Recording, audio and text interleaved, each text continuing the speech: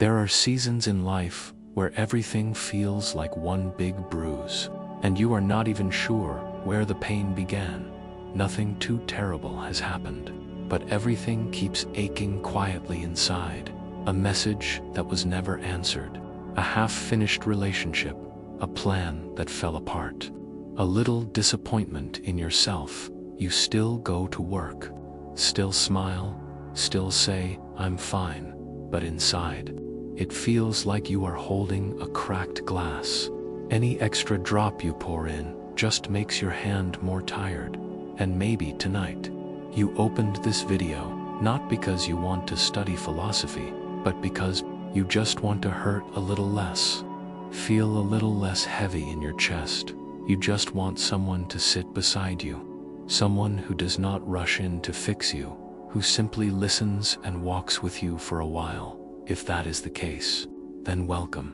You are listening to Lucid Dream, Sleep, and Science Stories. This is the place where slow stories, ancient philosophy, and restless nights meet each other. A place where philosophy is not a lecture, but a quiet friend sitting next to you at 2 a.m., gently saying, "Yeah, I get it. Hurting like this doesn't make you weak at all." Tonight, I want to invite you on a very small journey, a journey of letting go of the things that have been gripping your mind for such a long time.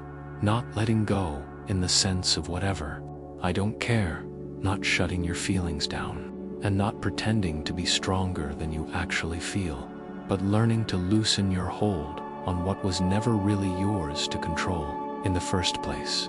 The need to control everything perfectly, the expectation that people must treat you exactly the way you want, the belief that if you just try hard enough, life will always be fair. More than 2,000 years ago, there was a man who was born a slave, lived a very simple life, and yet taught the world a strange lesson, that our suffering does not come from what happens outside of us, but from the way we see it, the way we judge those events. His name was Epictetus. It sounds very theoretical at first, but if you pay close attention, this idea slips into the tiniest moments of your day. Someone cuts you off in traffic. Someone says something careless. A message is left unseen and never answered. By themselves, these things are just events. But when we add thoughts like, "People are not allowed to treat me like that," "I must not matter at all," "This life is really unfair," then, suddenly, the event turns into a wound. What actually makes you flinch in pain is often not the other person's action, but the story you quietly tell yourself about that action tonight. I am not going to tell you to stop hurting right away. I am not going to tell you to just be more positive or think differently, and you'll be fine. Life is not as simple as a quote on the internet.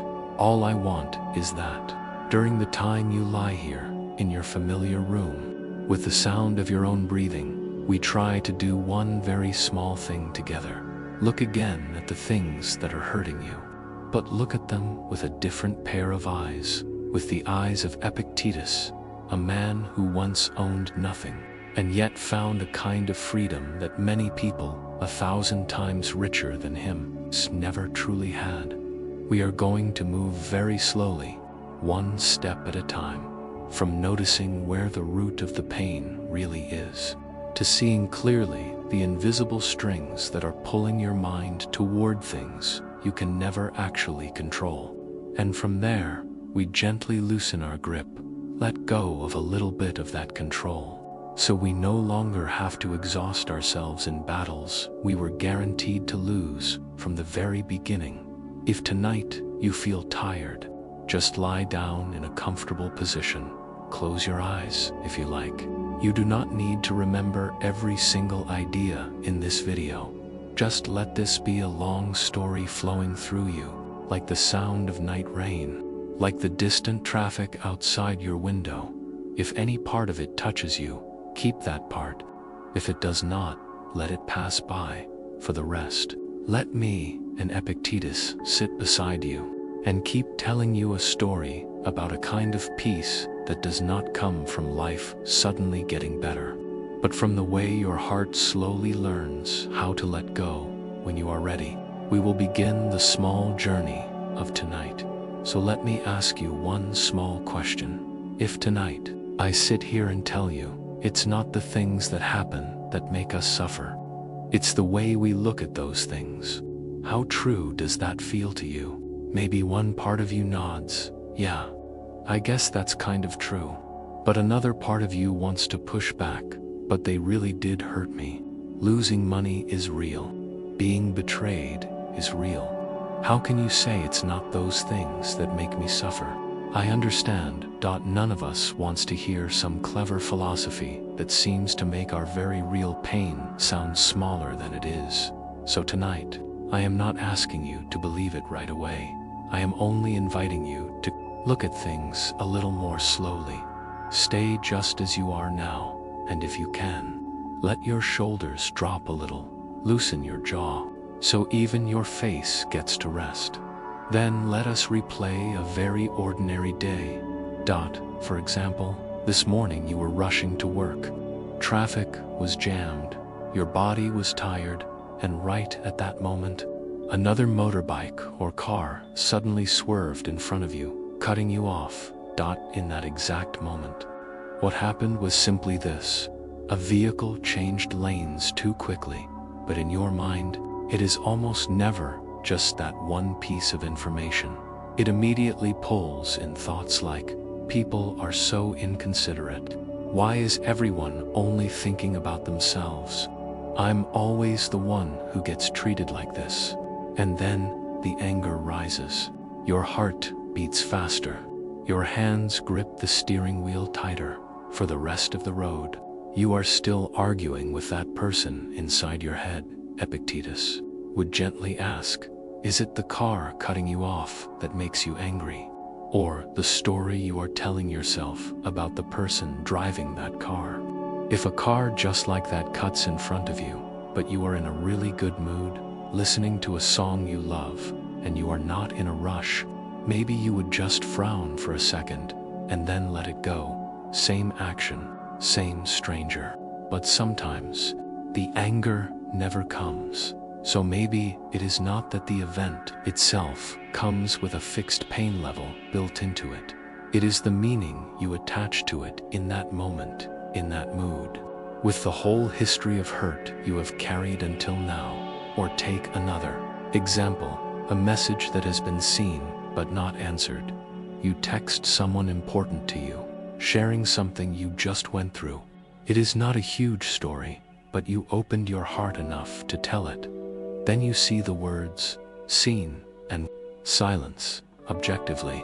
The event is only this. Your message has not been answered yet, but that sharp sting in your chest usually does not come from the words not answered. It comes from what follows. Maybe I'm too much. Maybe I don't matter at all. They were never sincere with me from the beginning. Someone else, with the exact same situation, might think, they're probably busy. They'll reply when they're free. Then, they put the phone down and go back to what they were doing. Still seen, still no reply yet. But the inner story is completely different. Epictetus does not deny your sadness or disappointment. He simply points, very gently, to that crossing point between what happened and the way you retell it to yourself. It is like looking at a painting. The painting itself does not move, but if you stand too close, pressing your eyes against one dark corner, what you see is completely different from when you step back and see the whole canvas light, dark, color, and line together. Sometimes, life is not as painful as the way we are magnifying it inside our own head. But there are also times when life hurts even more than what we dare to admit. Both sides of that need to be looked at. Epictetus said something that people often summarize as, men are disturbed not by things, but by the views which they take of them. It sounds like a slogan, but in truth, it sits very close to our everyday life. Try thinking of one more example. Imagine you lose a sum of money. Maybe you dropped it, or cheated, or invested it in the wrong place. The first feelings that come up are usually shock, regret, blaming yourself, or blaming someone else objectively. The event is this: a number in your bank account is no longer yours. But what keeps you awake on all the nights after that is not just the number. It is the sentences like, "I'm such an idiot. If only I hadn't trusted them. Life is always unfair to me. If I lose this money, I'll never have another chance." Those sentences, repeated over and over, turn a single loss of money into a life sentence you hand down to yourself. Meanwhile, there are people who have lost far more than you, and yet they think, "Yeah, this really hurts, but if I'm still alive, if I can still learn from this, then I still have a chance to build again." It is not that they do not hurt, they simply look at the hurt from another angle. Epictetus does not come to say, "Don't be sad." He comes to ask, out of everything here that is making you suffer, how much of it comes from the event, and how much comes from the story you are attaching to that event? And more importantly, which part of that can you actually change?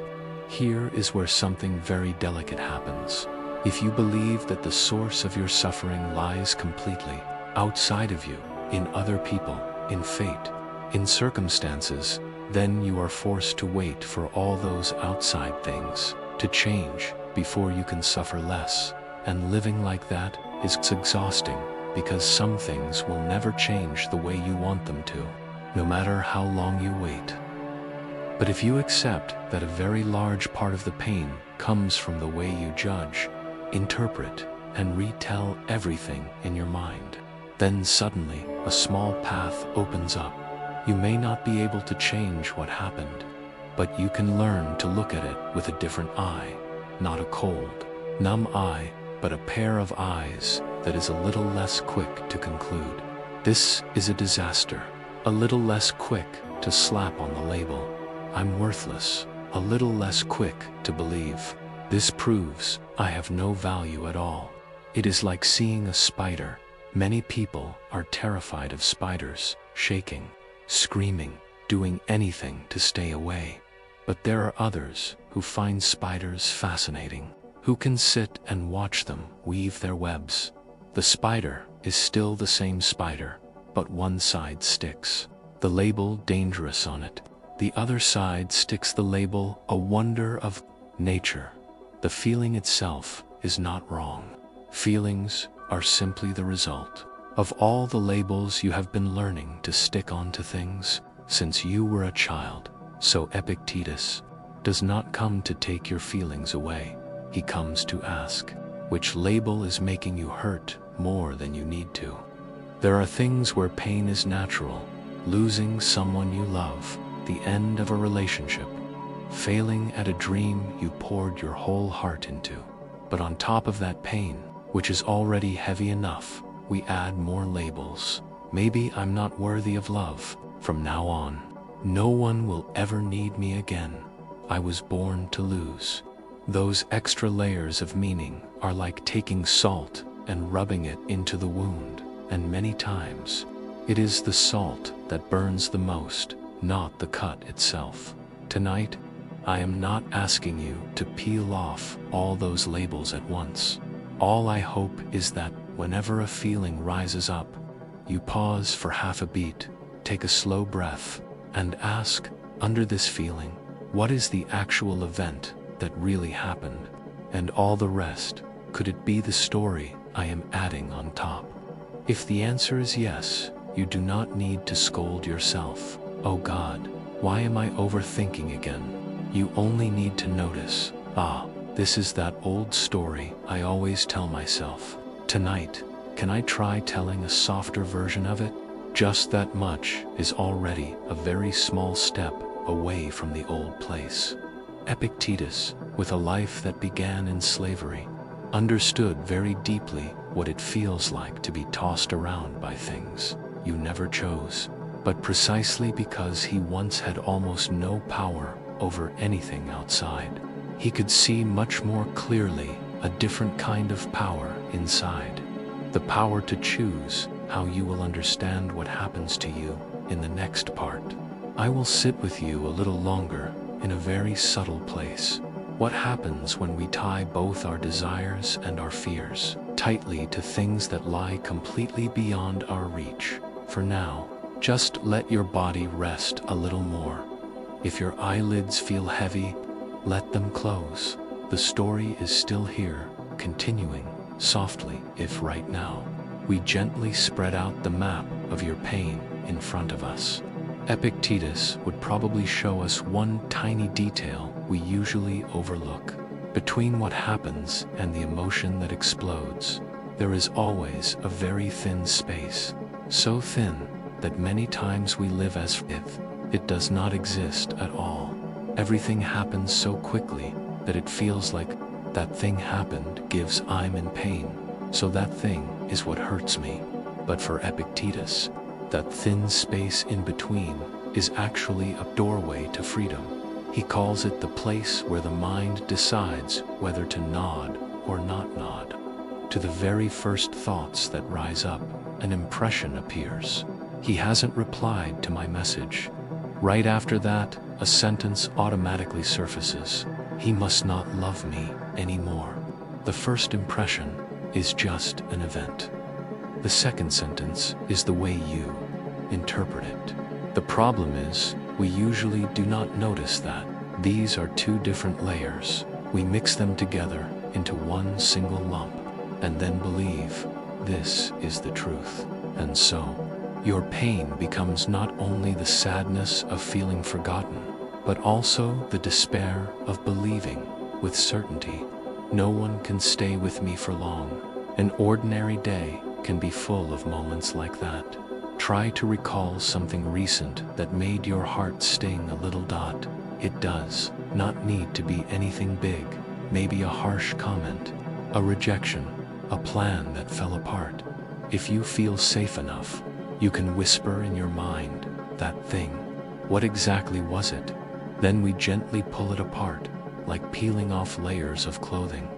The first layer, what actually happened, in a way that, if it were recorded on camera, the camera would clearly see.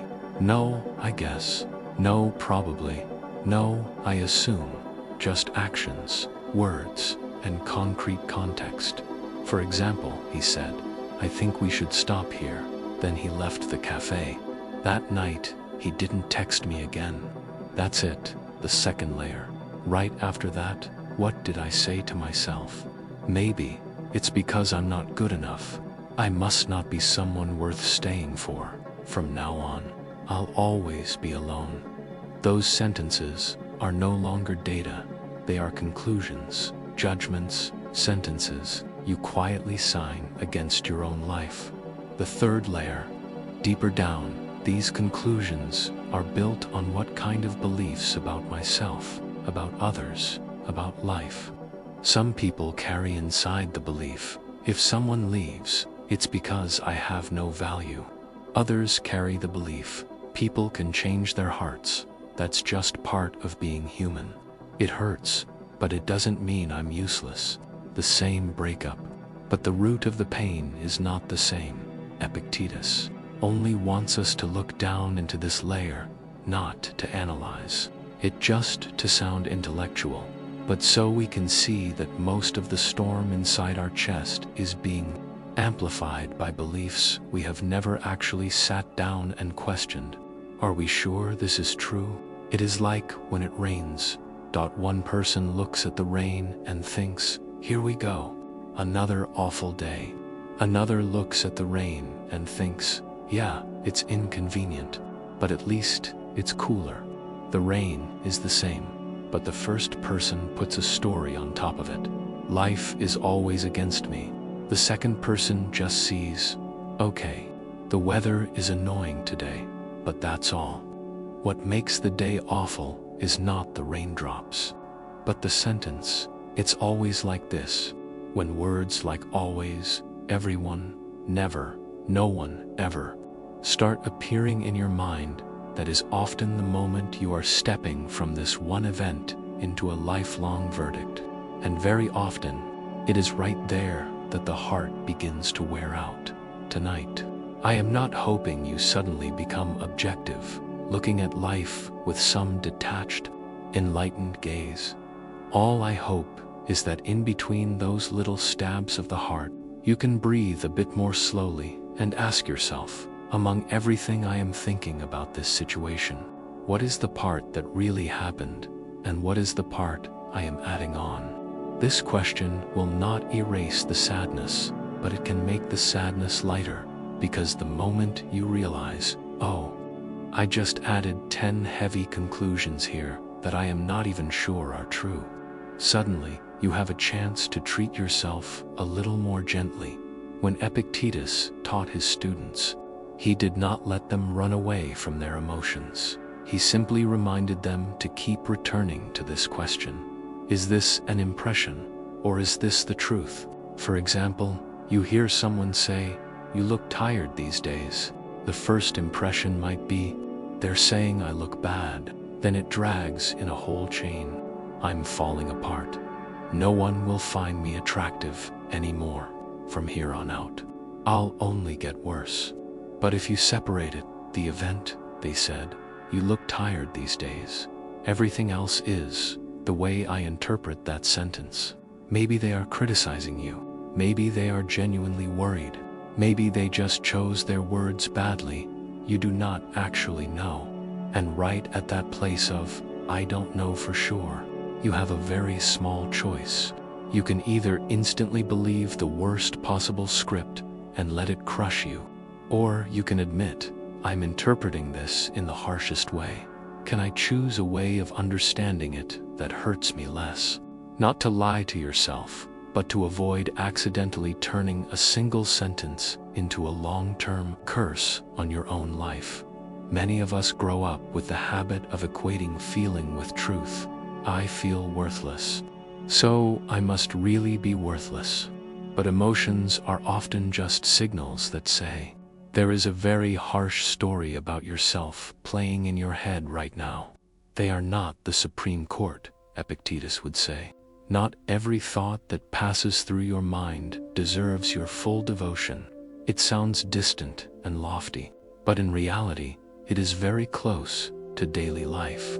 The next time a very heavy thought appears, just let it drift for half a second before you nod to it. Breathe in slowly, exhale fully, then ask, is this really the only truth about me, about them, about life? If the answer is, I'm not sure, you have already created a tiny gap between the event and the verdict. That gap is exactly where peace has a chance to slip in. From Epictetus's point of view, the root of so much suffering does not lie in what the world throws at us, but in the way we have unconsciously given our mind the power to define everything in the harshest way possible. The mind says, you are a loser, and we believe it. The mind says, this proves life is always against you, and we believe that too.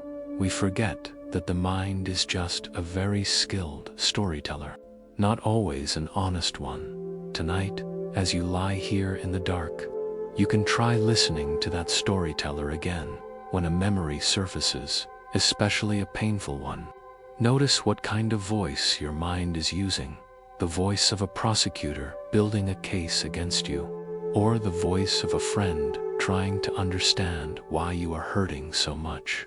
If it is the prosecutor's voice, you do not need to argue back immediately. You can simply whisper, thanks for sharing. But tonight, I'm not going to believe everything you say.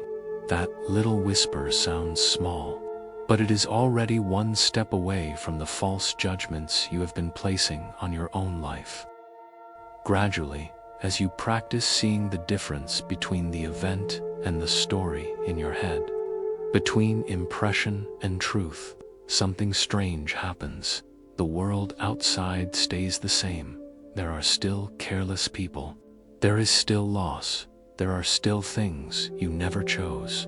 But inside, The waves no longer swallow you whole as easily as before, because now, whenever a wave of emotion rises, you know how to ask, in this wave, how much of it is water, and how much of it is just the wind in my own mind blowing harder than it needs to. That is the first step. The step where you see that the root of suffering lies in how you judge what happens to you. Once you've seen the root, Epictetus leads you one step further. He says we only begin to truly suffer when we not only judge things wrongly, but also take all our wants and all our fears and tie them tightly to things that are completely outside our control, as if we handed the strings that control our emotions to other people, to fate, to passing changes that no one can hold on to for long. And from that moment on, whenever the outside world trembles, your whole inner world will shake with it in the next parts. You and I will sit a little longer with this truth. What happens when your happiness is tied to things you do not actually hold in your hands? For now, take one more deep breath in and let it out slowly, so your body can gently remind you, no matter how many stories are spinning in your mind.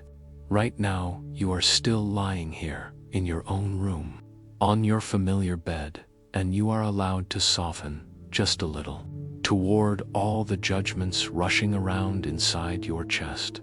There is a slightly funny truth about all of this. Very often, the one holding the remote control to your emotions is not actually you, but things outside of you. A message, a person, a test result, a number in your bank account, a door of opportunity half open or half closed.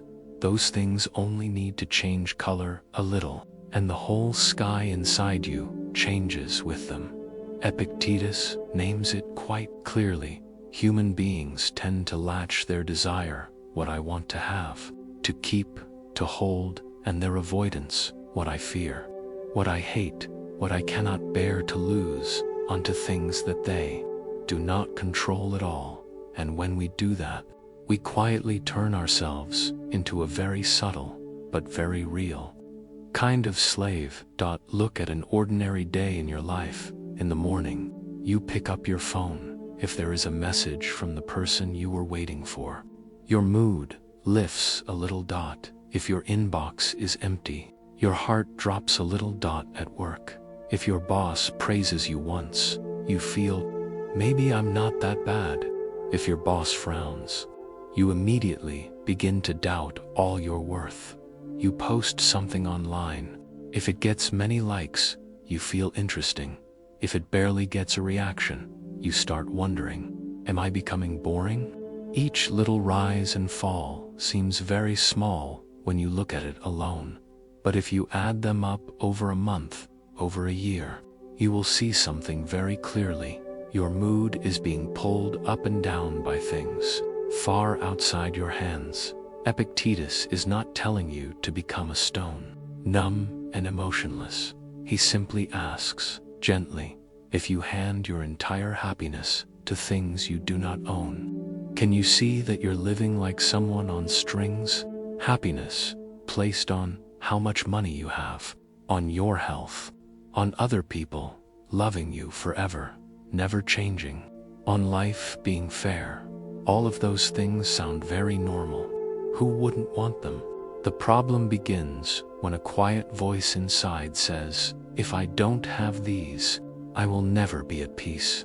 Wanting them turns into must have them.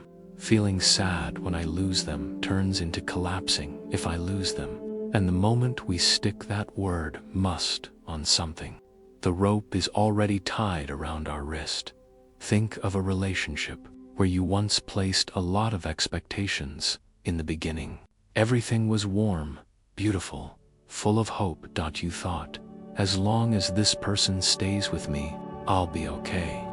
That sentence sounds very romantic, but to the ears of Epictetus, it also means I just handed the entire switch for my inner peace to another human being. They smile at you, gives you feel happy. They go quiet, gives you feel anxious. they pull away gives you panic, you are not just loving them. You are tying your whole emotional state to their smallest movements. Epictetus does not say, don't love. He says, if you love as if that person is everything, then you will hurt as if losing them means losing yourself. Love, attachment, care, of course, they are beautiful, but if deep inside, you whisper to yourself, if this person is gone, I won't be able to live, then the fear of losing them will follow you into every moment. That is where desire and fear start steering your life. Or think about your work.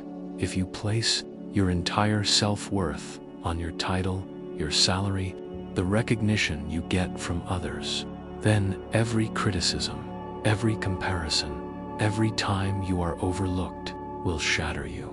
Because at that point, it is no longer just one piece of feedback at work. It becomes proof that I'm not good enough. It is like holding a balloon, but letting someone else hold the string. They walk fast, the balloon is pulled along. They stop, the balloon stops.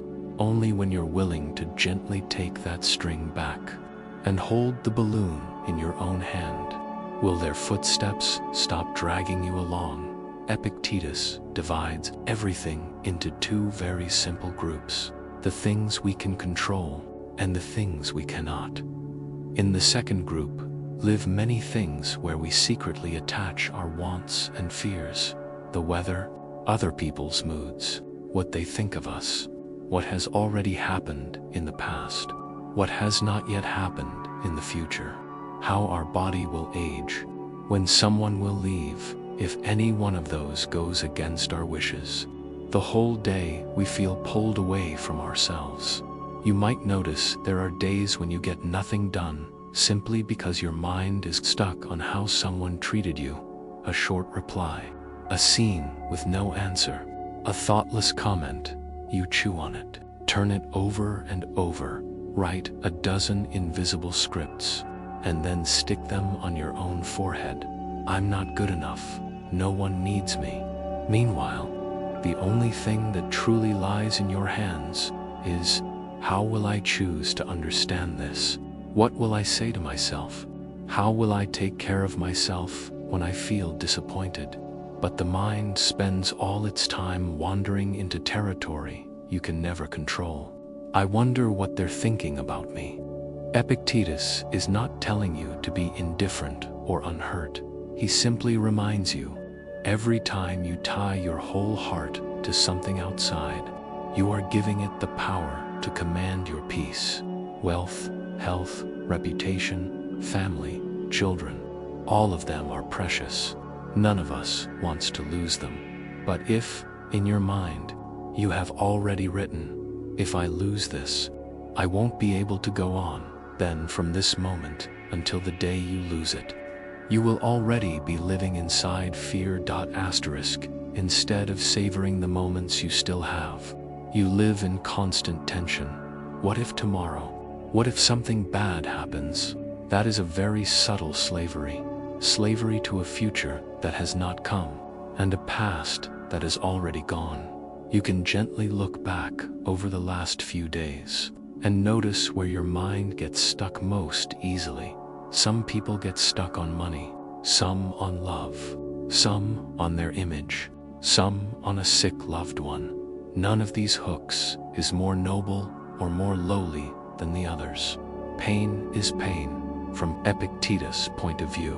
Each place you get hooked is just another string you have tied to something outside your reach, and he will gently ask, of all these things, what truly belongs to you? What is your part, and what is life's part? Your part, your choices, your responses, how you live today, what you strive for, the attitude you hold toward whatever happens. Life's part, the final outcome, what others think, whether they stay or leave, how your body ages, the unexpected events that arrive at your door. When you blur those two, you either blame yourself for things that were never your task, or you abandon the things that were always your responsibility.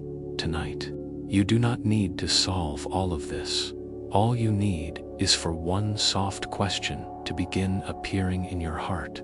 The thing I'm hurting over, which side does it belong to? If it is about what someone else thinks, feels, or chooses, then maybe you have tied too much of your wanting and fearing to their territory. If it is about how you behave, whether you are honest with yourself, whether you are living your values, then that is the part you can slowly, gently begin to adjust. None of us will ever be completely free from hoping for others, expecting life, wishing things would go our way a little more. But every time you notice yourself being pulled, instead of scolding yourself, "Oh God, why am I so weak?" you can whisper, I just handed the string to this thing again. It's okay. I can gently pull it back now. You don't pull it back by pretending you don't care, or pretending you don't hurt. You pull it back by remembering what I truly have right now is the way I face this pain. It is the way I speak to myself. It is the choice to treat myself with kindness, whether life is kind to me or not.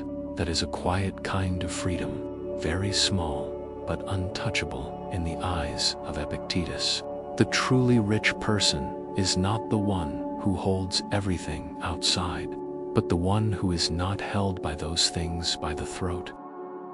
In the next part, you and I will go a little deeper into something very beautiful. If we cannot fix the world, we can begin from the smallest place, the one closest to us, the way we look back at everything that happens.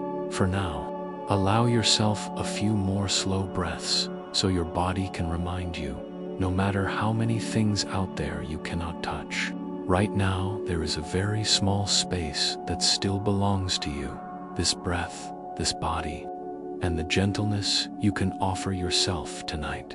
There is a very simple way to see whether you are the one holding the remote or the one being controlled by it. Imagine, in your mind, there is a remote control. On it, there are a few basic buttons: joy, sadness, worry, panic, calm/ease. Now, if I ask you honestly, on an average day, whose hand are those buttons in? In your hands, or in the hands of other people, in the hands of events you cannot touch? If this morning, one sentence from someone was enough to hit the terrible all-day button, then at least part of that remote is in their hands. If one number on a screen, weight, bank balance, likes, views, is enough to press worthy or useless for you, then you have given it too much power. Epictetus would sit there, very calm, and say one extremely short line: some things are in our control and others not. Just that, but if you let it sink in, it is like a quiet line that divides your whole life in two. On one side are all the things you cannot reasonably command. It has to be this way. It must be that way. On the other side are the things you can actually touch, small but real. The problem is, most of the time, we are confused.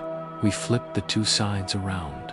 We keep trying to control what cannot be controlled and let go of what was always meant to be our part. Take a very close example: family. Maybe you have a relative who is gentle sometimes, and then suddenly explosive, saying very harsh things. You have tried so many ways, being soft, swallowing it and staying quiet, other times snapping back, sometimes just crying alone, and somewhere deep in your chest, there is a very small wish. I wish they would change. I wish they could think of me just a little more. That wish is very human. There is nothing wrong with it. But if one day you accidentally write another sentence in your heart, only when they change will I be able to live in peace. Then from that moment on, your whole sense of peace has been tied to their moods and to their level of emotional maturity. And which group does that belong to? The in our control group, or the not group? You cannot change the way they were raised, the wounds they carry, the way they learned to love. the way they defend themselves. All you can do is choose your own response. Choose how much distance to keep. Choose how to take care of yourself after each time you are hurt. Choose how honest you are with your own feelings. That part is your part. If you pour all your energy into trying to fix them, you will burn out and still have no guarantees. If you slowly begin to move some of that energy toward protecting your boundaries, seeing your limits clearly, speaking up when possible, stepping back when needed, and no longer blaming yourself for what they cannot yet do, then, little by little, the rope will loosen. It is not less love. It is less slavery. Or take health. You go to the doctor and receive results that are not what you hoped for. The first wave of fear is real. No one becomes calm right away. No one becomes positive instantly. But after the initial shock, two paths quietly open up in your mind. One path is you, standing there, staring at that piece of paper, holding funerals in your head for all the worst scenarios. I'm going to lose everything. My life is basically over. I have no idea what's coming. The other path is that you are still shaking, still afraid, but you begin to ask, out of all of this, what can I actually touch? You might be able to follow the treatment plan, change your habits, ask for support, learn how to sit with fear. Give yourself time to be sad, to panic, but not let every single day be only about the terror of years that have not arrived yet. That is the very soft difference between I am a total victim and I am in something very hard. But there is still a part of this I can do. Epictetus does not promise that if you think correctly, your illness will disappear or your life will become smooth. He only points to a small kind of freedom that still exists even inside situations no one would ever choose. Another area where many of us love to hand over the remote is the gaze of the crowd these days. A single photo, a single post, a single video can send our mood to the ceiling or to the floor. A compliment, a heart icon, can make you feel, so I'm not invisible after all. One criticism, one sarcastic line, can keep you awake the whole night if you are not careful. You will let those quick little touches take over the right to define who am I, how much am I worth. Epictetus would not say, don't care about anything. He knows we were not born to live alone, but there is a boundary that desperately needs to be drawn. Other people may respond to your behavior. They may find it fitting or not fitting, but they do not have the right to define the entire value of who you are. When you put your hand over your own heart and say, everything I am, everything I deserve, depends completely on whether people applaud or turn their backs. You have just signed a very long slavery contract. On the days you are praised, you float. On the days you are criticized, you sink. There is no space for a quiet, steady sense of self, one that remains. Whether today many people like you, or tomorrow very few remember you. The free that Epictetus speaks of is not, I don't need anyone. Free is, no matter what people think, I still keep a basic respect for myself. I know I still have things to work on, but I will not destroy myself just because I am not accepted. If you pay attention, you will notice a common pattern. Whenever we take something outside and make it the center, then start revolving around it, sooner or later we end up exhausted. Money, love, health, reputation, family, career, none of these is bad. All of them are beautiful, precious. But if any one of them becomes a god in your heart, meaning that losing it equals losing yourself, then you will live more in fear than in gratitude. Epictetus will quietly point out one thing. When you say, I could never survive if I lost this, lost that person, then from that very moment, You have already begun to survive before anything has even happened. Do you see what I mean? Even while that person is still here, while your job is still okay, while your health still functions, your mind is already whispering, "What about tomorrow?" That fear is the shadow walking behind every pleasant moment. You are holding on very tightly, but you cannot truly enjoy it because your hands are always half ready to clench, preparing for the loss. Tonight, I am not inviting you to drop everything, to live like, if they go, let them go. If it's lost, it's lost. I am only inviting you to do one small thing, to look back, bit by bit, and see where your strings are tied. You can make a very simple inventory, just in your mind. Who is the person whose slight chilliness can shake your whole day? What in your life do you often secretly think, if I lost this, I wouldn't be able to go on? Is there an event, a result, that you are loading with so much it has to go my way, that just imagining it not happening already makes you panic? You do not need to write the answers down. Just admit them honestly to yourself, because once you see clearly where the rope is tied, you finally have a chance to loosen it, little by little, one day, when you no longer think, "I must have this person to be at peace," and instead it becomes, "I deeply value having this person here, but I am also learning how to stand on my own." Then the first rope has already loosened. One day. When you no longer say, "If this career collapses, I collapse," but instead, "If this career collapses, I will be in pain and lose a lot, but I will still have myself to start again." Then the second rope has become less tight. There is no miracle that turns you into someone with no ego overnight, but every time you recognize one more place where you are living as a slave to something outside, and you dare to call it by its name, you take another half step toward freedom. Freedom here is not loud, not dramatic, it is very quiet. It is the quiet of someone who still hurts when they lose, still cries when they say goodbye, still feels heavy when they fail, but no longer allows any of those things to say, "Your life is over," in the next parts. When we move into changing the way we see, instead of trying to fix the whole world, you and I will sit a little closer to this question: if we cannot keep everything we want to keep, is there a way to still live fully, still love fully, without tying a rope around our own neck for every gain and loss life brings?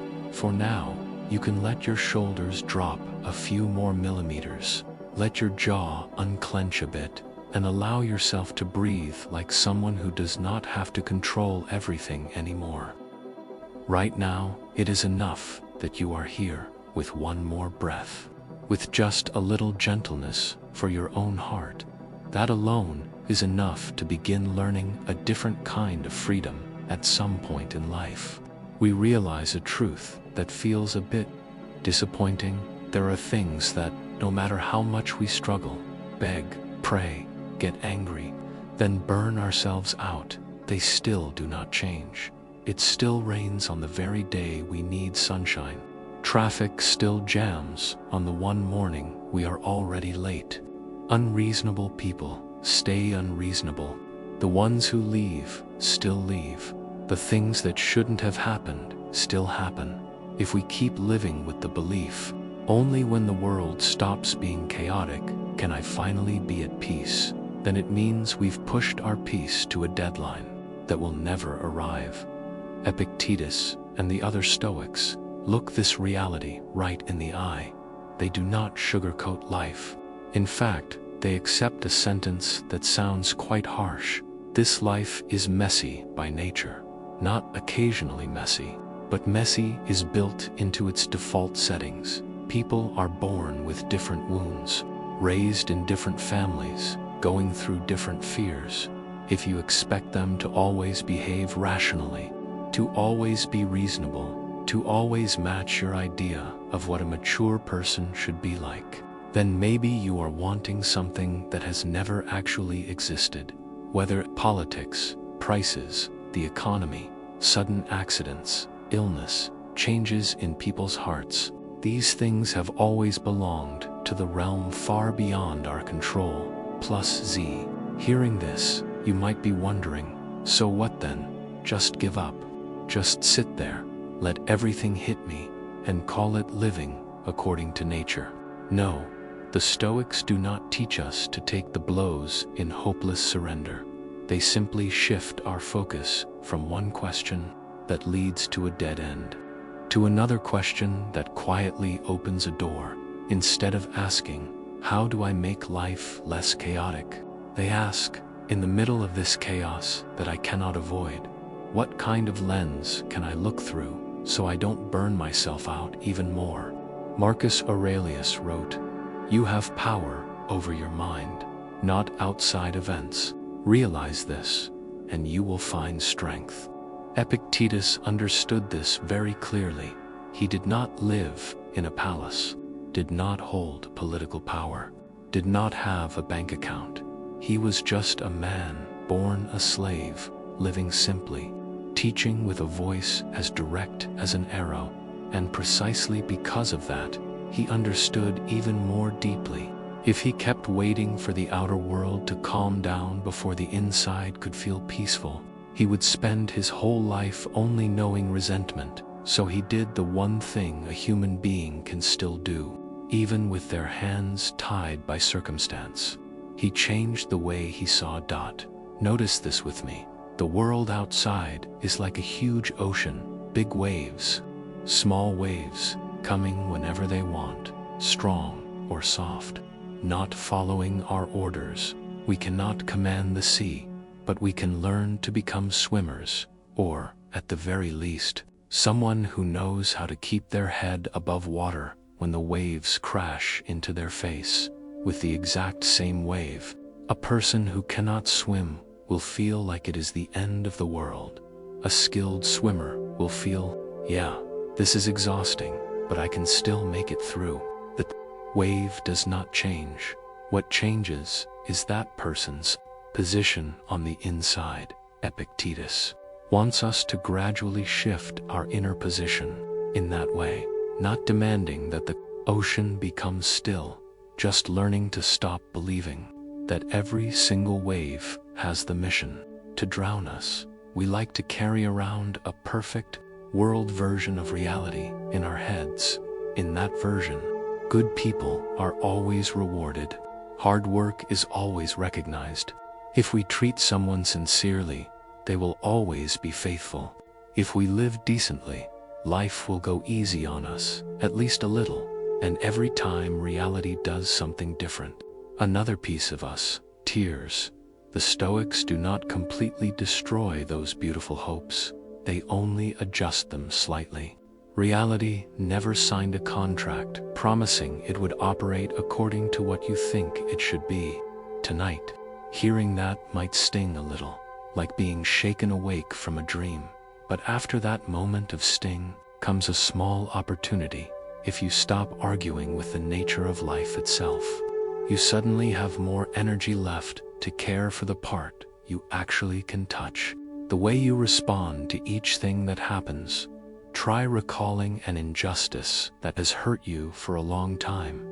Maybe it was a time you were treated badly at work. Maybe someone was dishonest with you. Maybe it was a moment where you thought, if the world were fair, this would never have happened. That feeling is real. It is not imaginary. But Epictetus would invite you to look from one more angle. It is true that this should not have happened, but it did. Now you have two choices that look similar from the outside, but are very different on the inside. First option, you keep living inside the questions. Why me? How do I make sure this never ever happens again? Second option, you acknowledge, yes, this happened to me. It was unfair. It hurt, but if I keep demanding that the world must apologize, must correct itself, must pay me back, then I am tying myself to something I do not control. From that place, Another question can appear. So who do I want to become on the other side of this? Not, how do I make sure they get what they deserve? But, how do I keep this wound from becoming the excuse for me to treat myself and others in a worse way? That is the changing how you see that Epictetus talks about. The world will still have people who are not kind, but you do not have to become bitter along with them. The world will still be unfair, but you can still choose to live honestly, because that is the kind of person you want to be, not because the world has promised to reward you. Marcus Aurelius once wrote, "The world is nothing but change. Our life is only perception. Everything out there is always changing, but perception, the lens you are using to look through, is something you can slowly polish over time." At this point, you might be thinking, this sounds like you're telling me to think positive, to turn everything into a lesson, right? No, you do not have to rush like that. Not everything has to be called a lesson right away. Some things are simply painful, but even in that pain, you can still choose not to talk about it in a way that kills your own hope. Instead of, "This proves life will never be on my side," you can say something a little softer. "This is a very hard part of my life, but it is not the whole of it." Instead of, "After this, I'll never trust anyone again," you can shift to, "After this, I'll learn to choose people more carefully and to protect myself more clearly. I still want to trust, but I won't hand anyone the right to completely destroy me again." That too is changing how you see, but it is not forcing yourself to be positive. It is simply being less cruel to yourself. Look a little closer. In one single day, there are countless things you cannot touch. News, drama, accidents out there. Person A fighting person B. The financial pressure of the whole society. If you watch carefully, you will notice that the mind loves to throw itself into those zones. It scrolls through the internet, sees one bad headline, grabs it, multiplies it by 10, and then asks, if things are like this, how are we supposed to live in the future? Meanwhile, the tiny handful of things you actually can do today, going to bed an hour earlier, eating one proper meal, finishing one small task, saying one kind sentence to someone near you, listening to yourself for 10 more minutes. Those are the first things to be forgotten. Changing how you see, at a very ordinary level, is often nothing more than turning your gaze away from the huge, distant things outside your control, back toward the small things resting quietly in your own hands. Asterisk, instead of spending all day asking, what will my life look like 3 years from now? And scaring yourself into sleepless nights, you can whisper, today, can I take care of myself just a little better than yesterday? It does not always have to be profound. Sometimes, a gentler way of seeing is just that. The Stoics have a habit that sounds cold at first, but if you understand it, it is deeply healing. They constantly remind themselves of the natural nature of things. You love a cup, a beautiful cup, perfectly your style. Everything tastes better when you drink from it, Epictetus would say. Instead of telling yourself, this is my cup, remember, it is simply a fragile cup, not to make you love it less, but so that when it breaks, you do not scream as if the universe has betrayed you. You hug someone you love, you hold them tightly, you feel deeply grateful. Epictetus does not tell you to imagine them dying right this second and become numb. He only reminds you, gently, they are a human being, and human beings are mortal. Hearing that might feel frightening, but if you walk through that fear, something quieter begins to appear.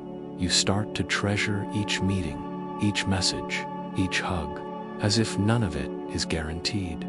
Instead of loving from a place of fear, fear of losing, you love from a place of gratitude for the simple fact that right now they are still here.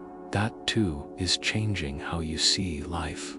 Remains impermanent, but instead of only seeing impermanence as a threat, you begin to see that because things are not permanent, each small, peaceful moment is more precious. Tonight, I am not hoping you will suddenly see suffering as a gift, or look at everything with some enlightened smile. I'm only inviting you to gently turn the lens in your mind one click over from asking, how do I keep this from happening? To, it has already happened.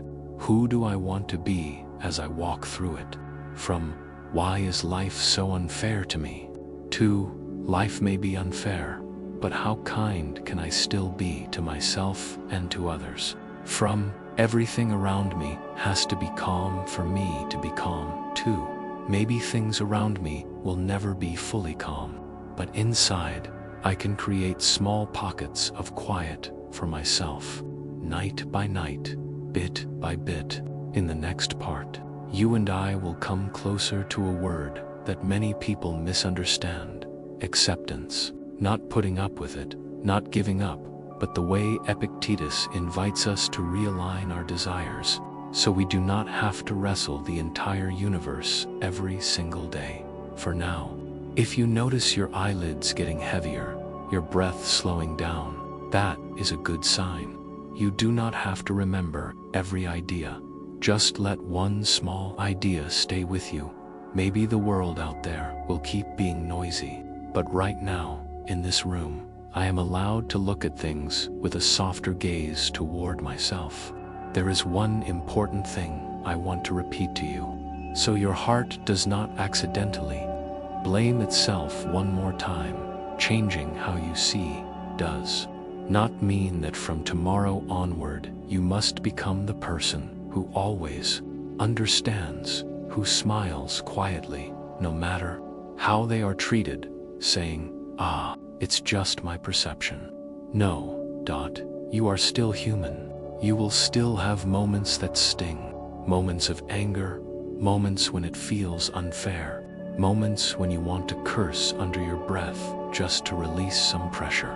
Epictetus does not teach you to turn into a statue. He simply, quietly, places one more chair in the room of your mind and says, when emotion sits in the first chair, invite a gentle reason to sit in the second. Do not let a single feeling have the exclusive right to tell the whole story of what is true. He has a very famous line: men are disturbed not by things, but by the views which they take of them. It is not the event itself that crawls in and smashes us. It is our view of that event that, many times, becomes the hammer. But notice this, he says, views in the plural, which means that for the very same event, there are always many ways to see it. If that is so, then every time we suffer over something, the question is not, how do I stop feeling anything at all? But rather, is there another way of looking at this that is a little lighter, but still respects the reality of my pain? Let me share a few small stories with you. Imagine you miss out on an opportunity, a scholarship, a dream job, an application abroad, a person you genuinely hoped to get close to. You fail. You are not chosen. You are rejected. The first reaction is completely understandable. Sadness, hurt, asking yourself, I wonder where I went wrong. And if you let the mind run on autopilot, it will write the rest of the script. I guess I'm just not good enough. Next time there's a chance, I'll probably fail too. The fact that they didn't pick me proves there's nothing special about me. That is one view, one way of seeing it, not wrong. But the question is, does it help you in this moment? Or does it only pull you deeper under? With the exact same event, the same evening of staring blankly at a screen, another view could appear. Yeah, I failed. I wasn't chosen. It hurts. But the most this can say about me is, at this moment, in their eyes, I wasn't the right fit. That's all. It does not define my entire life. The second view does not turn something painful into something wonderful, and it does not force you to smile and thank life for it.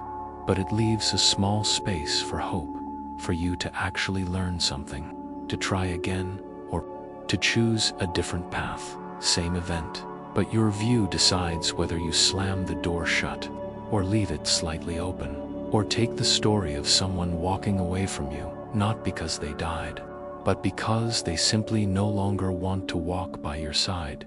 You get broken up with. You are dropped from a friend group. You are pushed to the outside during a phase when you were at your weakest.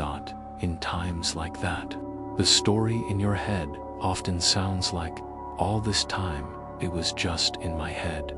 I guess I was never someone worth staying for. That view will absolutely shred your heart further.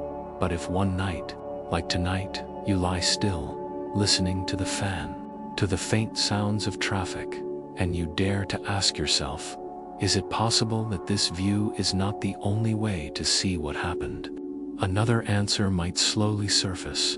It's possible that this person is just a normal human being too, carrying their own fears, their own wounds, their own limits. The fact that they are no longer walking with me does not mean I am unworthy of love. This new view does not erase the pain of the breakup. It just refuses to let one person's leaving become a life sentence on your worth that is changing how you see, in a very down-to-earth way, not high, abstract philosophy, just refusing to let one event spill far beyond its own size and swallow up your entire picture of who you are on an ordinary day. You can try to notice those moments when your view is running too fast. For example, you help someone with something, and they do not say, "Thank you, old view. People are so ungrateful. No one appreciates me.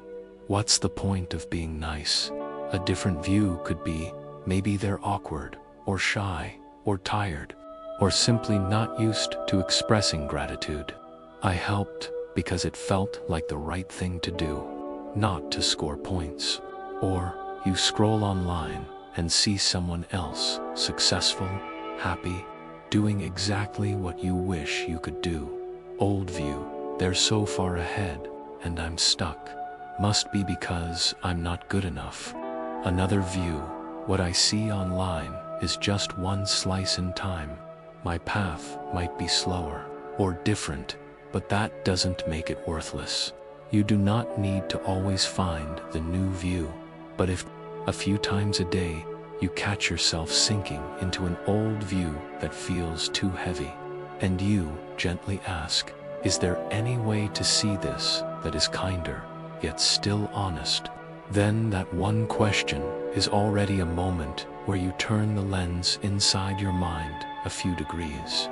Many people are afraid of the phrase, change your perspective, because they think it means make excuses for others, blame yourself instead, or force yourself to see pain as good. It does not. Changing how you see does not mean saying, it's nothing, everything's fine, when clearly it is not fine. Changing how you see means daring to name things accurately. This hurts, this isn't fair, this really shouldn't have happened this way. But after naming it, you choose not to let the next sentences be, so my life is over, so I'm worthless, so there's nothing left to hope for. There is a big difference between acknowledging pain and declaring a verdict on your entire future.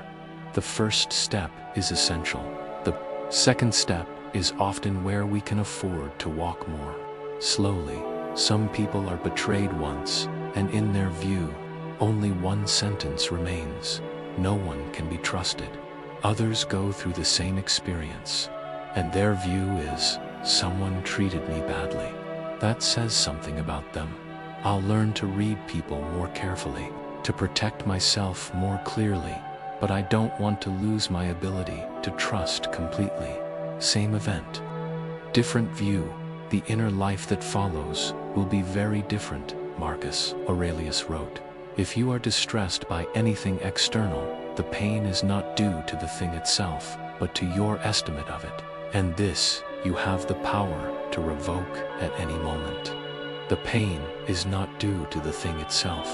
Hearing this, do not rush to conclude, so my pain is just made up then.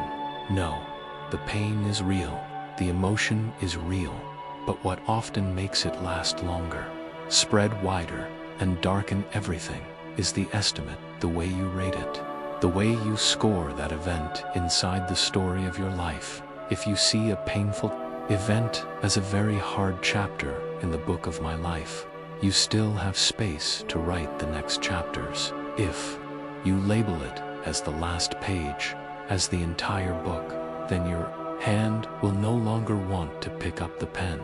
Changing how you see is sometimes nothing more than changing the label from the end to a very dark part of the journey. It does not sound grand, but it is enough to keep you from giving up on yourself at this point. You may still be wondering, this all sounds okay, but how am I supposed to remember any of this when I'm actually in pain? The truth is, no one remembers everything. Even people who have been reading Stoicism for years still lose their temper, still let the old view run wild sometimes. The only difference is, they notice a bit sooner. They stop a bit earlier.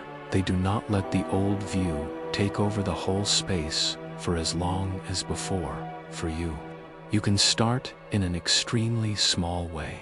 For example, pick just one sentence you want to carry with you. It might be, men are disturbed not by things, but by the views which they take of them. Or, you have power over your mind, not outside events. When something happens, you will not have time to recall long paragraphs. But maybe a fragment of a line will surface in time, not to erase the hurt instantly, but as a way to quietly remind yourself, wait, maybe what is choking me right now is not only the event itself, but the view I am attaching to it. If you can remember even that much, you have already opened a tiny crack for another perspective to step through. And maybe, the most important part of changing how you see is not about seeing others more gently, or seeing life more generously, but about seeing yourself more softly when you fail. Instead of the view, I'm useless, you might shift to, I made mistakes, but I am still learning. When you hurt someone, instead of, I'm a terrible person, you might say, I did something hurtful. I need to apologize, to make amends, but I still have the right to keep becoming a better version of myself. When you notice you are still not as stoic as in the books, still angry, still sad, still tangled inside, instead of, I've read all this philosophy and I'm still weak, you might say, right, I'm human. And the fact that I'm even paying attention to these things at all is already a step, a softer view. Toward yourself is not indulgence, it is understanding that you cannot escape suffering by beating yourself up on top of it from the beginning until now. You and I have been sitting for quite a while with this idea. Pain comes from how we see. We have touched a few examples, a few quotes, and a few small questions to help you gently turn the lens inside your heart. In the next part, I want to invite you to go a little deeper into a word that sounds familiar but is hard to live, acceptance, but not the kind that means suffer in silence or give up and let everything happen. It is more like the way Epictetus quietly whispers, if we cannot make the world run according to our wishes, then maybe it is time to start realigning our wishes closer to reality, not to lose hope, but to stop having to fight with everything every single day. And right now, if your eyes are stinging a little, or just feeling heavy, you can allow them to close tonight. You only need one thing to stay with you amid everything that has happened, is happening, and might happen, there is still always one very small space that belongs to you. How you choose to tell that story back to yourself. There is a word we hear all the time, but every time we touch it, it stings a little. Acceptance, for many people. Just hearing that word triggers an immediate reaction inside. What do you mean, accept? Does that mean I lose? Does that mean I just let people do whatever they want to me? Does that mean swallowing everything, acting like nothing happened? If acceptance meant turning yourself into a doormat, then yes, it would feel very wrong. But the acceptance Epictetus speaks of is not that. He does not teach you to take the blows. He teaches you to realign what you demand from life.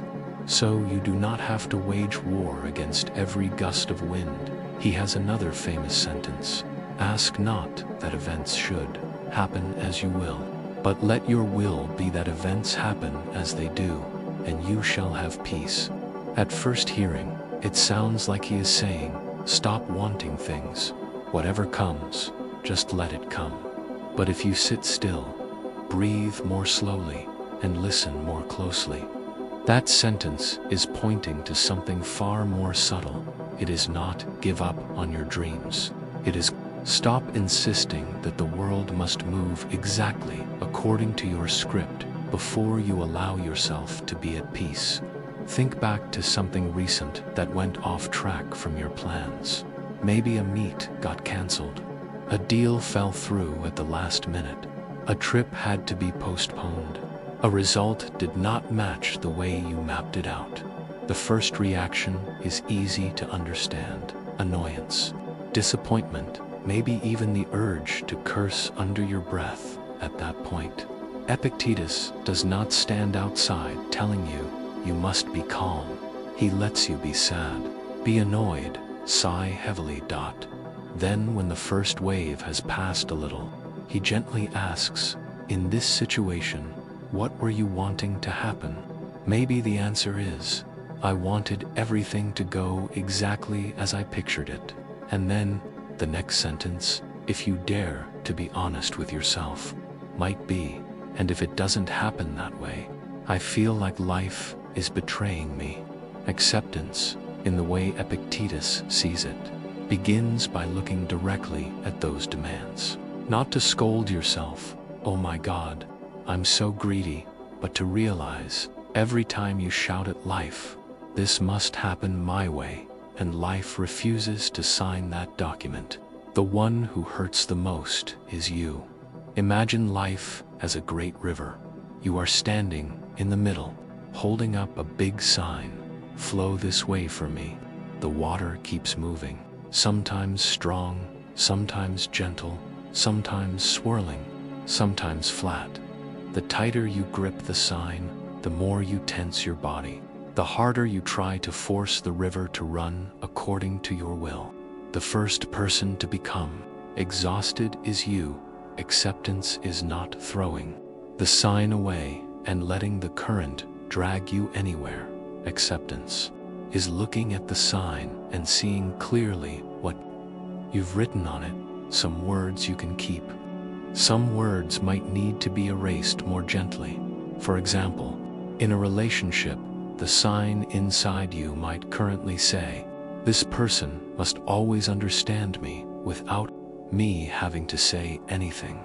This person must never change how they feel about me. This person must love me exactly the way I. Imagine those musts. Sound poetic at the beginning of love, but over time, they tighten around you and around the other person too. Acceptance here is not fine. They can do whatever they want. It is asking yourself, out of everything I want, what is natural and what is me, forcing a real human being to become the ideal version inside my head. You still have boundaries. You still have needs. You still have the right to walk away if you are treated badly, but you start to demand less, that this one person must be the cure for every old wound you carry. Another place where acceptance is easily misunderstood is in very painful situations: loss, separation, illness, breakdowns. Some people here accept it and think, how am I supposed to accept this? It's not fair. You're right. It is not fair. And acceptance, in Epictetus' sense, does not mean standing up and clapping. Wow, thank you, life, for giving me this experience. Acceptance, in those places, is simply, this happened. You can hate it, cry over it, many times. But somewhere between those times, there will be one very small moment when your throat loosens just enough for you to say a sentence that is not heroic, but very honest. Yeah, it happened.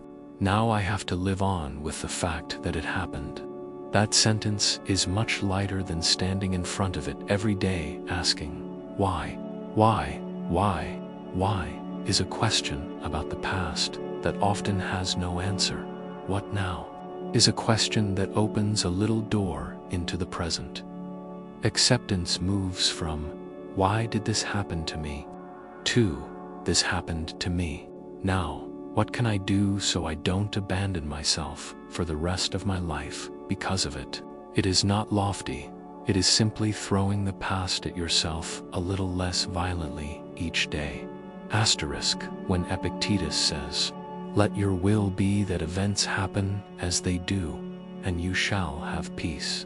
He is not saying you have to like everything that has happened. He is suggesting a very small shift inside, from this must never have happened to this has already been allowed to happen because it has. I didn't sign it, but the universe did. If you keep living from the position, no, I refuse to accept this, the one who stays stuck is not the universe. It is you. Acceptance here is not complicity with what was wrong.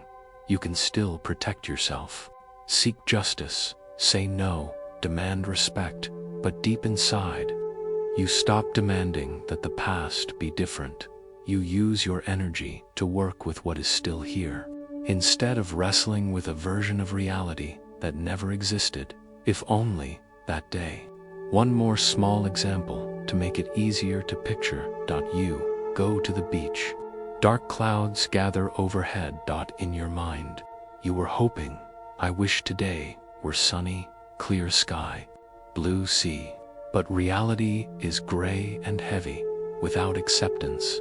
You might spend the whole day comparing the real sky to the one in your head, and conclude, this trip is ruined.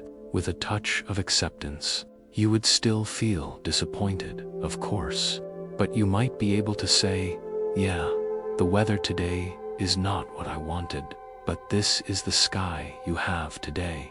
From that sentence, a few other possibilities start to open up, finding something else to do, talking to the person next to you, listening to the waves, or simply sitting there, watching the clouds. Not because dark clouds suddenly became beautiful, but because you are no longer forcing the sky to be something it is not. It's the same with people.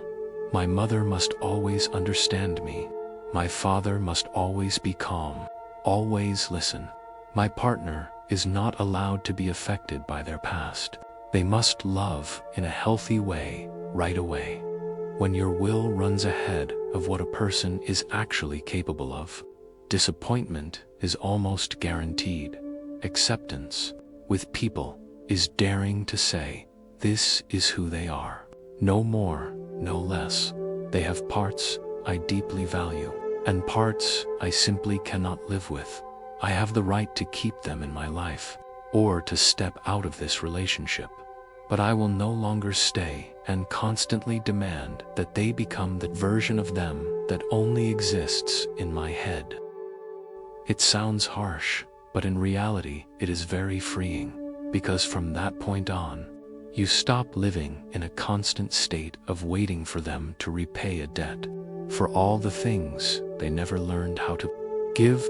Another point Epictetus often emphasizes is that acceptance does not kill action. Many people fear that if they accept, they will become passive, but in truth, A lot of action only becomes clear once we stop fighting with the idea that this should never have been this way. Think back to a time you were tangled in a very messy situation, when you were still spinning in the thought, "I absolutely cannot accept this." Your mind was like a room full of shouting dot inside that room. It is very hard to hear any useful idea, but if, after many rounds of shouting, you're simply too tired, you sigh and say, "Okay, it happened. Now, what is one thing, even a tiny thing, that I can do?" Right in that moment, a window in your mind cracks open a little. Maybe you can think, "Who can I ask for support? What can I learn so I'm less helpless next time? How can I avoid repeating this in the same way?" Acceptance is not the end point. It is the point where you refuse to keep wrestling reality, so you still have energy to move forward. Tonight, I am not hoping you will instantly accept every single thing you have avoided looking at directly. All I hope is that somewhere inside, a small, very ordinary sentence begins to appear. There are things I cannot change. Instead of spending every day demanding that they be different, can I start learning how to live with them in a way that tears me apart a little less? If you can, you might think of one specific situation, not the heaviest one, just something moderately uncomfortable, then whisper, "It happened. I don't like it, but it is here now. I will not spend one more day arguing with this fact. I'll spend that day seeing how I can treat myself more gently inside this story." That is a step toward acceptance. In the next part, you and I will sit more closely with this question. If we ask not that events should happen as you will, then what should we wish for? If we stop demanding that life follow our script, where should our will turn instead to find the peace Epictetus speaks of? For now, let your chest rise with one deep breath, then fall slowly. In this moment, nothing needs to be fixed. Nothing needs to be explained.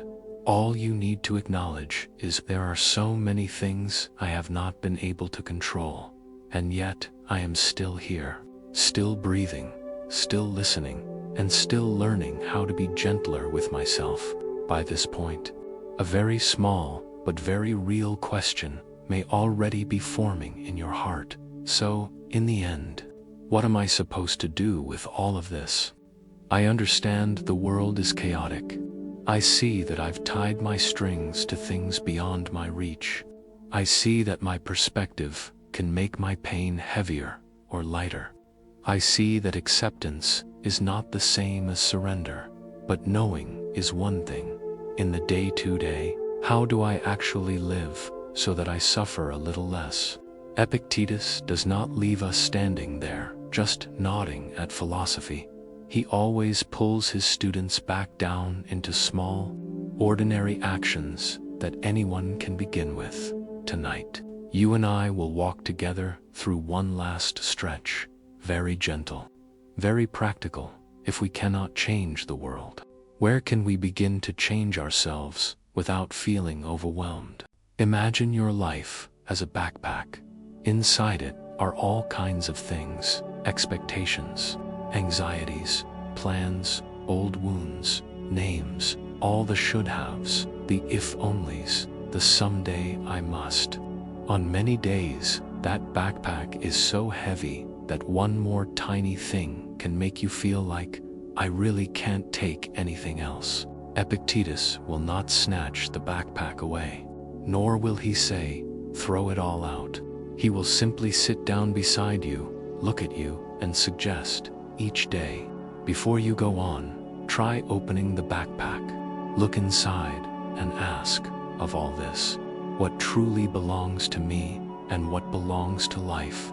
Things that belong to life, what others think, whether they love you or not, whether they stay or leave, whether they like you, rain or sunshine, whether opportunities arrive at the right time.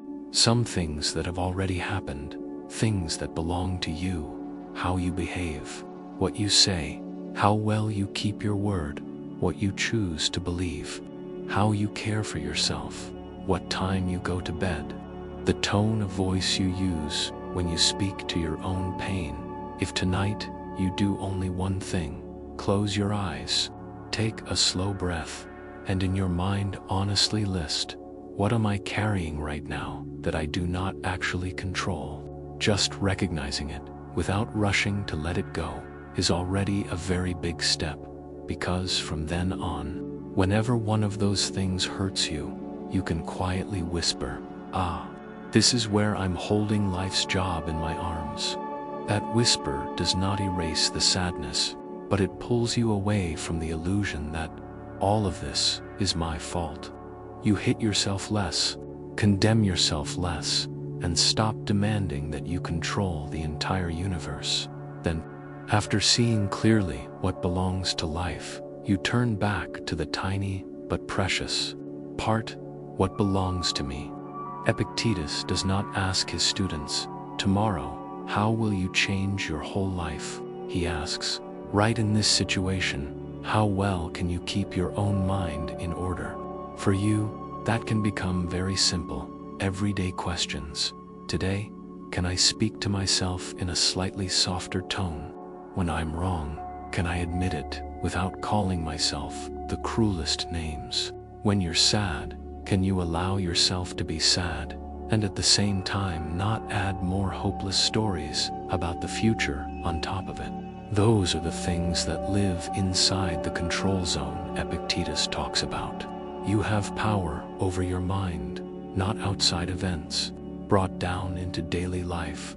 That line isn't a slogan. It's a reminder when something happens. I may not be able to control anything out there, but I can always choose not to turn myself into my own enemy. You can turn this into a tiny bedtime ritual. Nothing grand, just before you switch off the light, before you put your headphones in, before you let your body sink into the bed. Give yourself one very short minute to ask 3 questions today. What happened that I had absolutely no control over? Today, what did I react to in a way that made it hurt more for me? Tomorrow, if I face that again, how would I like to respond just a little differently? The answers don't need to be impressive. You don't even need to remember them all. All that matters is that each night you come back to these 3 questions, as if you were gathering your mind back into your arms for a moment before sleep. Over time, you will notice something very small but very strange. The outside world may not get any quieter, but inside you, your answers become less harsh, less bitter, less heavy with accusation. You start talking to yourself the way you would to a friend who's hurting, not the way a judge talks to the accused. And then there's this whole thing about letting go when life hurts. Let go. It sounds beautiful, but what exactly are we letting go of? And how do we let go without throwing ourselves away too? If anything, Epictetus would probably not tell you to let go of people, or memories, or the things that once mattered deeply. He would say, before you think about letting go, look closely at what you're actually holding. Are you holding the truth of what happened? Or are you holding a version that says it should have been different? Are you holding who someone really is? Or are you holding the ideal image you drew in your mind and insist they must match? Are you holding the love you feel for someone? Or are you holding the role they once played in your life and refusing to let that role change? Very often, what we need to let go of is not the person, but the expectation that they must always be exactly who they were back then, not the past itself, but the if only we keep using to stab the present, not the emotion, but the sentence we stick on top of ourselves. After this, I don't deserve anything good ever again. Letting go, from Epictetus's perspective, is not throwing everything away. Letting go is peeling off, layer by layer, all the "it must be this way" we have wrapped around the truth, so the truth can return to its actual size, painful, but limited, no longer a shadow, stretching over the entire rest of your life. Tonight, you do not need to let go of anything big. Just choose one very small thing, maybe a line you often say to yourself. I'm useless. I am always wrong. I never do anything right. Then decide that from tonight on, whenever that line appears, you will no longer nod along with it. You might replace it with, yeah, there are still many things I haven't done well, but I'm learning. I'm giving myself another chance. Let go of one sentence of judgment to take back one chance. Or maybe you let go of the habit of comparing yourself to the ideal version in your head. Each time your mind says, at this age, and you're still like this, you can answer, at this age, I finally understand this many things.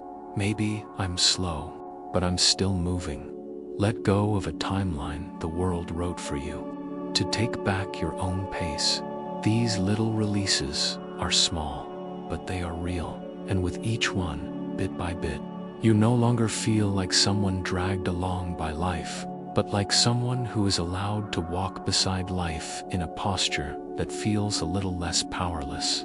Epictetus, from the status of a slave, reached a kind of freedom that did not require the prison door to open. He did not wait for his chains to be removed before he began to live like a free person. He started from a place so secret no one else could touch it. The way he thought, what he believed, the way he answered life inside himself. You and I, tonight, do not need to wait until every problem is solved, every wound is healed, until everything is okay, before we begin to live a little differently. We only need, very softly, to admit the world will stay chaotic. But I do not have to fall apart every single time. Somewhere between the waves, I have the right to choose for myself a small patch of still water inside my own mind. In the very last part, I'll stay with you for a little longer, to close this night with a gentle reminder. The path to peace is not about finding a life without stumbles, but about learning how to hold yourself each time you fall. Then stand up again with a gaze that is less cruel than before. For now, let your whole body grow a little heavier, sink a little deeper into the mattress. If your eyes want to close, let them close. The script, the philosophy, all these words, you do not have to keep them all. You only need one tiny idea to stay when life hurts. I don't have to cling to everything. I can slowly learn to let go of what was never mine and hold more tightly to what has always been here, the way I treat my own heart on nights like this. There is one more thing I want to say to you before this night ends. From the beginning until now, we've walked together through quite a lot, more than you might have expected when you first pressed play. We've touched that thin line between what happened and the story I tell myself about it. We've touched the feeling of being pulled by strings, attached to things outside our hands. We've touched the exhaustion of constantly fighting with life's endless it should have been different. We've touched even the discomfort that rises when we hear the word acceptance, and then slowly understood that acceptance is not swallowing everything, but stopping before you hit your head one more time against a wall you already know will never move. And finally, we've sat together in a very small but very real place. When life hurts you, you always have two paths running in parallel. Cling tighter to all the things that should have been different, should have been better, should never have happened, or slowly learn to loosen your grip on the things that were never yours, so you can hold on to what you truly have, the way you think, the way you see, the way you speak to yourself, the way you take your next step. Epictetus did not come to tell you, from tomorrow on, you must be strong, you must be calm, you must not hurt anymore. He simply comes, sits down, and quietly reminds you, some things are in our control, and others not so small. But if you pay attention, that sentence is like a line drawn, splitting your whole life in two. On one side are the things that no matter how much you cry, how much you scream, how hard you punch the wall, will not move back even a millimeter. Time that has already passed, people who have already gone, mistakes that have already been made, certain doors that have already closed. On the other side are things so small we often dismiss them. What voice will I use when I tell old stories? What words will I choose to speak about myself after all the times I've fallen? Will I let one event become an excuse to give up on myself? Or will I allow it to become a reason to live a little more kindly with myself? Those things, no one can do them for you, but no one can take them away from you either. You have power over your mind, not outside events. Realize this, and you will find strength. Marcus Aurelius wrote that. Epictetus lived it, and for the two of us tonight, it is enough to simply begin to try. Maybe you're lying there, staring at the ceiling and thinking, it sounds nice, but tomorrow I still have to go back to all that same mess. The job is still the same. That person is still the same. The circumstances are still the same. The old pain hasn't gone anywhere. You're right. Tomorrow will not magically turn into paradise. When you wake up, the things that used to sting will still be there. A scene message with no reply is still a seen message with no reply. A person who did not choose you is still a person who did not choose you. Money that has been lost is still money that has been lost. Stoicism does not promise to repaint the truth, but there is one thing that, if you allow it, may already have started to change color tonight. The way you stand in front of that truth. If before, every time it hurt, you automatically threw 10 more conclusions on top of it about yourself, about your future, about your worth, then maybe, after tonight, before throwing more, you will pause for half a second and ask, is what I'm about to think next just tearing me open further without helping me at all? If the answer is yes, you can choose not to follow it. You do not need to reverse it. You do not need to force some fake positivity. You simply need not to land one more punch on a spot that is already bruised. That alone is already a form of let go. Letting go is not always about letting other people go. Very often, it's simply letting go of the habit of beating yourself mercilessly every time something bad happens. You know, a lot of the pain in our lives cannot be erased. We cannot unmeet a person. We cannot unlove a stretch of memory. We cannot unhurt the child inside us who once felt abandoned, but we can stop repeating the things that kept hurting that child. Maybe long ago, someone said to you, you're nothing, you're worthless. They left. Their sentence dissolved into the air. But if, for 20, 30 years after that, every time you stumble, you repeat that same sentence to yourself, then who, exactly, is the one still hurting you now? Epictetus will not show up to scold you. Why are you torturing yourself? He will simply ask, whose sentence is that? Is it truly truth, something the whole universe agrees on? Or is it just a line once spoken by someone whose own view was already distorted by their own pain? If it is not truth, if it is just a view, then you have the right to revoke it at any moment, as Marcus Aurelius wrote, not by pretending you never heard it, but by, each time it appears, saying, that is something someone else once said. Tonight, I will not repeat it to myself. That too is a way of retelling the story of your life in your own voice, not in the voice of those who once hurt you. When life hurts, let go. Letting go, tonight, might simply be letting go of the idea that you must sort out everything all at once. letting go of the idea that peace is a fixed place somewhere far in the future, and that only when every aspect of your life is perfectly in order are you allowed to enter it. Sometimes, peace is just 5 minutes tonight when you lie down. Place a hand on your chest and admit, yeah, I'm tired lately. I've tried a lot. There are many things I haven't done well. But tonight, at least for now, I'm not going to beat myself up anymore. That's all. No vows, no grand plans, no pressure to transform. Just treating yourself the way you have always wished someone else would treat you.